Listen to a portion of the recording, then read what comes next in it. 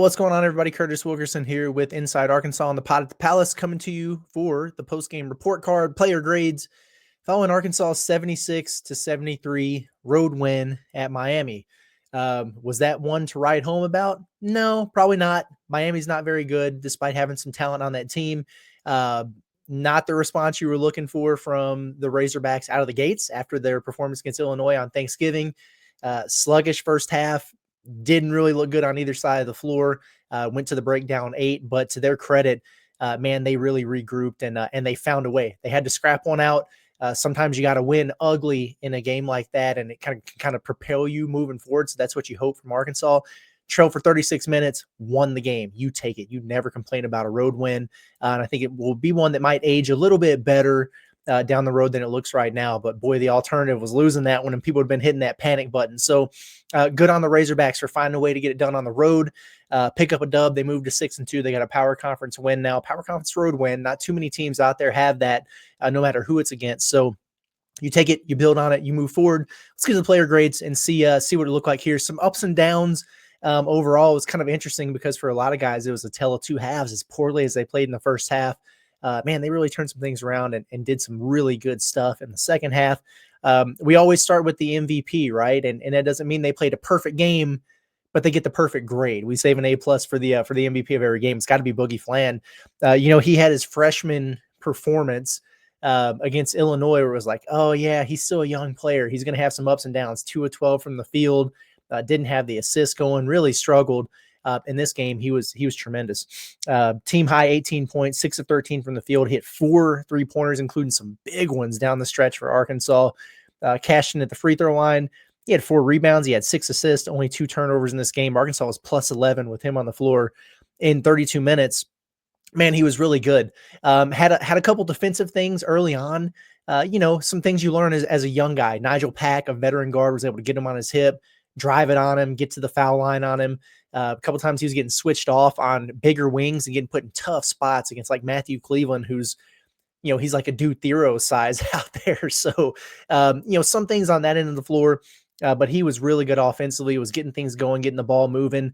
Miami was doing some things to kind of blow up what Arkansas was doing in the middle pick and roll and the ball screen. They were doubling, trapping a lot of those. And to limit it to 2 turnovers and then wind up getting 6 assists, a pretty good sign.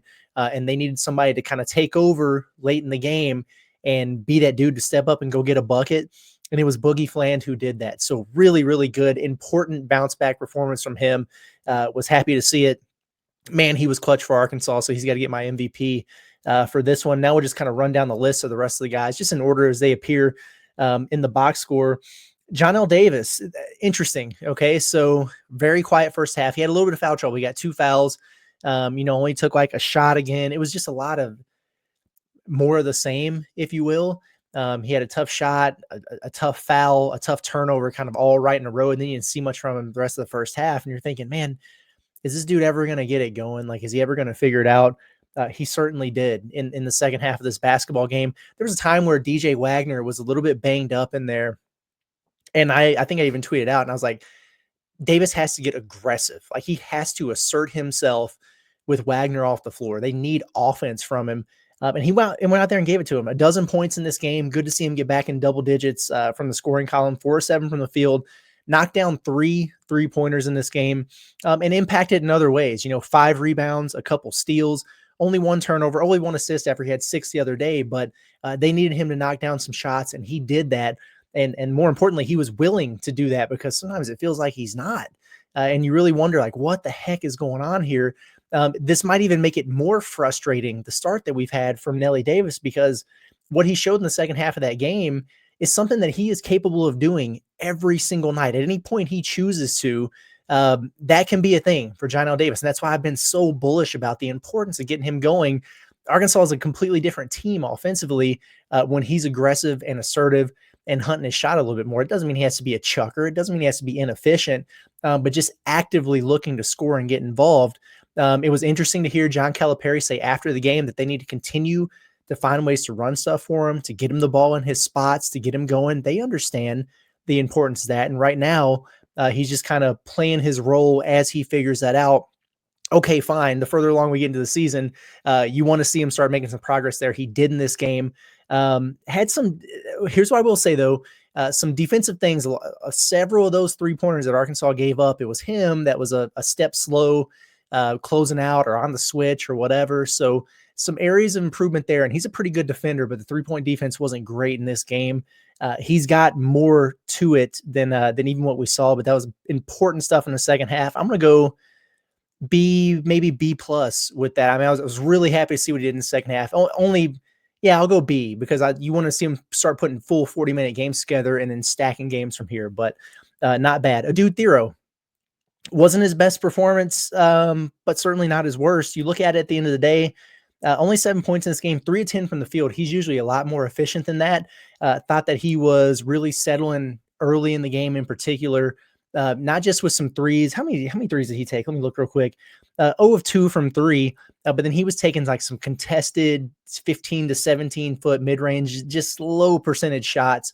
That's not what you want to see from him. 1 of 3 from the free throw line again. So, a couple games. So what is he now? 13 of 24 from the free throw line the last 2 games. So he needs to get it going there a little bit. What he was seeing or what he was running into was teams are really sagging off of him now because he's just so good getting to the rim and finishing. He still found some ways to do that. He had a nasty reverse dunk on that baseline drive, which was incredible. But a lot of times he was driving in there and there'd be 5 white jerseys waiting for him. And that's when he was getting himself into trouble and then starting to settle for some tough ones there. So an adjustment that has to be made there, but he's obviously been really good for Arkansas. 4 rebounds, 4 assists, which is good. He really had the high-low thing working with Jonas Adu in there for a while. I think that could be a good 1-2 punch combination there in the front court for the Razorbacks. And only 1 turnover, but you need more from him. You need him to be more efficient. You'd like to see a little bit more on the glass. We'll go. Wasn't awful. Wasn't anywhere near his best. C plus, I think maybe for Thero in this game. For me, Trevin Brazil, he got the start. First of all, it turns out Big Z rolled his ankle, and they weren't even sure if he was going to be able to play. He did. We'll talk about him in a minute. But Trevin gets the start. He winds up playing 19 minutes in this game, positive plus minus, 6 points. He had a stretch there where I thought he was really getting things going offensively. He had a great rim run, beat everybody down the floor and got a dunk. He was the recipient of one of those dump offs from Thero on the high-low, which was good. I'd still like to see him be a little bit more aggressive or just attempting the 3 because it's such a big part of his game. Didn't have a 3-point attempt in this one, but 6 points, tied for the team lead in rebounds with 5. And honestly, I thought he was their best in pick and roll defense today. Because Arkansas was doing a lot of different things. It was switching. They were doing different stuff with their guards. They needed somebody who was kind of mobile and capable of defending on the perimeter, maybe a little bit more than they will in a lot of games. He was their best option there. Now, if you start him at center, you're going to have some struggles with physicality. And Lane Kidd posted him up and scored on him a time or two. That's just going to kind of be part of it with him. But what they needed was somebody who could do a little bit of inside-out work. And I thought he did that from him. I thought solid, not great. I know that he's got more in the tank, but I'll take this kind of stuff from him. I'll give him a solid B. I think Trevin in this game, personally. DJ Wagner, I thought he was really good, and it was kind of a quiet start, but he really got it going. When he is patient and not forcing the issue and kind of within the flow of the offense, or he might curl off of one of those down screens around the elbow and just turn the corner and get downhill, or he sets his man up as if he's going to get a corner ball screen, then he drives at baseline and kind of dekes him. And when he's able to get downhill and get to the rim, he's so effective. But he finished with 14 points in this game. Good scoring, bounce back from him. 6 of 12, so 50% from the field. He did knock down a 3. They ran a set play right out of the gate. Terrible execution in the first half. Second half, they run a set play right out of the gates, get him a wide open catch and shoot 3 from the wing, and he knocks it down. That was a really good sign to start the second half, especially when it was followed up by a John L. Davis transition 3 a little bit later. And you're thinking, all right, maybe they're going to start opening some things up here. And they did, to their credit. So that was good from DJ Wagner. And then, Boogie was in a little bit of foul trouble early in that game. So he was playing a little bit more point, 5 assists at the end of this game, just 1 turnover. And then he gets a couple steals on the defensive end of the floor. So overall, very positive impact from DJ in this game. You take that from him every single night. I'll go A. I'm very happy with what they got out of DJ Wagner in this game. Jonas Adu, second game back. Turns out they scrimmaged on Sunday, And this was the first time that Adu has gone live in scrimmage since joining this basketball team. So you're almost grading him on a curve right now because he was out. They announced on the broadcast today that he wound up having surgery for the injury that he sustained. So it's been a process getting him back and getting him healthy. He is not all the way there yet, but he's getting a little bit better every single game. When he came in early, like 90 seconds into the game for Arkansas, and I thought he played the best basketball that we've seen so far in a Razorback uniform. He was moving well, screening, rescreening, getting to his spots, rolling hard, finding open space. Mentioned Thero, finding him on some high-low stuff. He got a nice dunk in there, finished a couple baskets, but you could also tell that he was still rusty, right? I had a couple post-up opportunities, those little over the top, over the right shoulder, over the left shoulder hooks.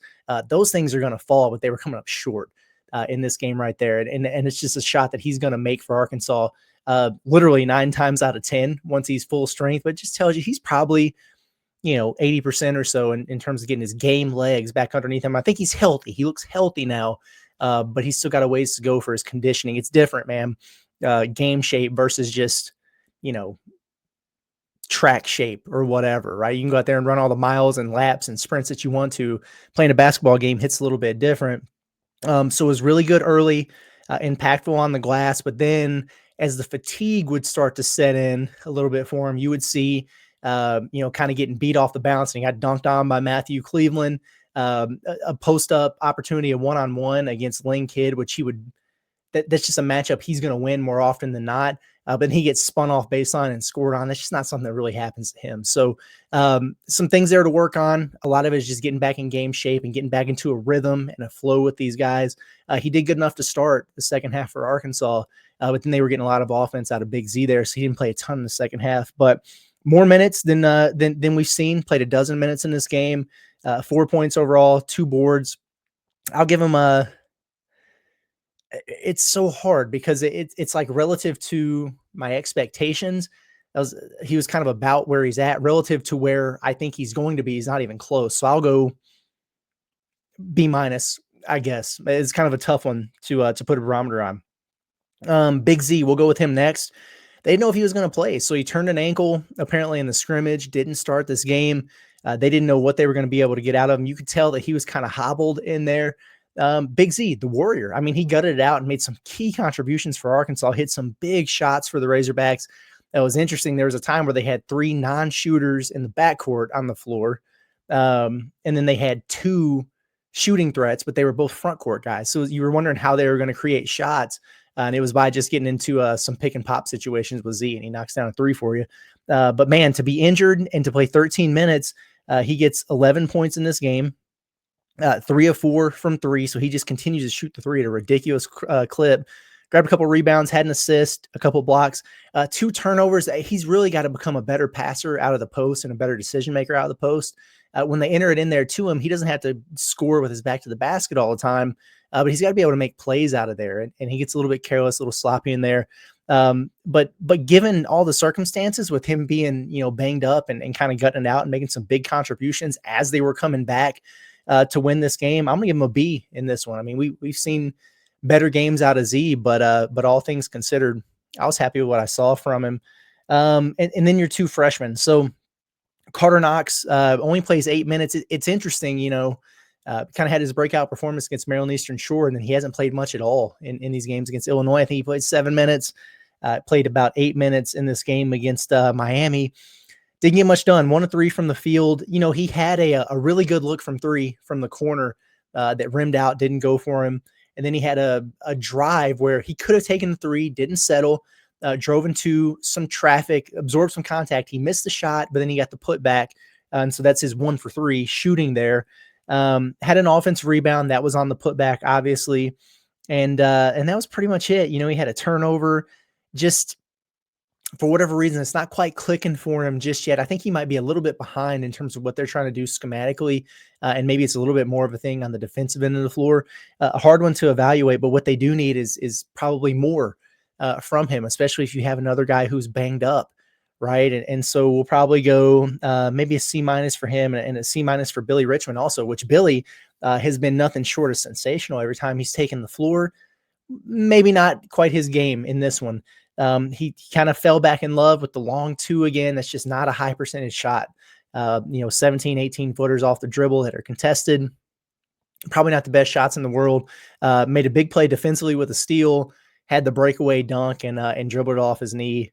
You never want to see that. It happens. Like I mentioned on the post-game show, like Thero had the fast break dunk early in the year, and he gathered and went up for it and just threw it above the shot clock. Like it just slipped out of his hands. So that stuff happens sometimes. But that was a tough situation for that one.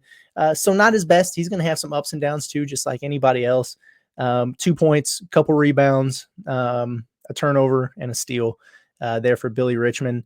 In terms of the plus minuses, the three guys that finished in the negative were Adu was -5, Carter Knox was -9 in 8 minutes, and then Billy played 14 minutes, and Arkansas was -5 with him on the floor. The leader was Boogie at +11. So there you have it. Offensively, honestly, I didn't think this was going to be the case, but I might wind up actually giving Arkansas a solid B for what they were able to do offensively, despite a dreadful first half. You look up at the end of the night, they shoot 48% from the field. That's really good. On the road, you certainly will take that. I thought that they executed some things really well set-wise, especially in the second half of this game, running some stuff, some purposeful action and getting good quality shots and knocking them down. Cool. Sign me up for that. They scored on an inbounds play, which doesn't happen often. So positive signs there. But for the first time against a power conference opponent, they shot the three really well. Baylor, I think they were 4 of 19. Illinois, they were 5 of 17. 11 of 23. It's 48%. Arkansas from three, really, really encouraging to see. Didn't get to the free throw line much. Neither team. 17 free throws combined in this game. Arkansas was 5 of 9. But I thought they got some things going with sharing the basketball. 17 assists is a good number for them. Their goal is 20. So they got that up there a little bit. Careless in the first half with 7 turnovers, but only 4 turnovers in the second half. So I thought they really turned it around there nicely. Defensively, maybe a little bit lower. I just have high expectations for them on the defensive end of the floor. So I might go, C-ish, I think. Maybe a little bit. No, I'm not going to go higher than that. Actually, the first half was really bad. Second half was better. And it's just kind of the story of this game for Arkansas. Miami shoots 48% from the field, and they're a good offensive team. So they were scoring 83 points per game coming in. They've just been finding ways to lose. A lot of their issues are defensively, but they were really kind of scoring at will and getting a lot of good quality shots against that Razorback defense. The 3-point defense actually wound up being okay. You don't want to give up 9 threes, but if a team's going to shoot 31% in the process, so they were 9 of 29, that's something that you can live with. Now, they got to cut down on some of the easy ones, like just not picking up Nigel Pack in transition and giving him wide open looks. No, you probably don't want to do that. Some of the flybys where just the smallest up fake gets them jumping, over the bench into the sidelines and it's a wide open three. Some of the miscommunications on ball screens where a guy is wide open on a pick and pop on the perimeter and you got 3 guys looking at him and nobody actually closing out to him. Those little things they really need to clean up there. But overall, the numbers weren't that bad at the end of the day. 14 assists for Miami, 11 turnovers. Arkansas has been a high steals team. They got 7 in this game, so that's not too bad. The rim protection, not as good as it has been, only 2 blocks. But overall, it was enough for them to win the game. And I'm almost tempted to go a little bit higher with the defensive grade because of the way they executed that final 15 seconds where you had a couple fouls to give, you're up 3. They're able to execute with, a couple fouls. You fouled them and then they got a sideline inbounds. You defended it really, really well and wound up deflecting the ball out of bounds. So that took just a little bit more time off. And then, the biggest thing there in the half court, if you're going to foul up 3 and you got 1 to give, it's like, okay, do that, but you got to time it well. You don't want to do it right away. You got to get a little time off the clock, but you also got to be really careful to make sure you don't wind up fouling a 3-point shooter. They did that. Then they didn't foul on the final shot, although he did get a decent look there. I mean, we can't lie about that, but overall, something that apparently they haven't practiced much. They executed well, so was pleased with that. But hey, again, this Arkansas team is very much still work in progress. I know that. They know that. Everybody knows that. Just kind of part of the deal with where they're at right now, but they got to win. It was gritty. It was gutsy. They needed it. And now we'll see if they continue to build off of that. They made some progress in certain areas And we'll see. We'll see what Saturday holds with another home game. Saturday at Bud Walton Arena should be a decent crowd there for that. And then another spotlight matchup. Are they going to be ready for it at Madison Square Garden against Michigan? We'll be there to cover it. So excited for that. Appreciate everybody for tuning in. It's been Curtis Wilkerson with Inside Arkansas on the pod at the Palace. And we'll be back with tomorrow with a little bit more. Everybody have a good one.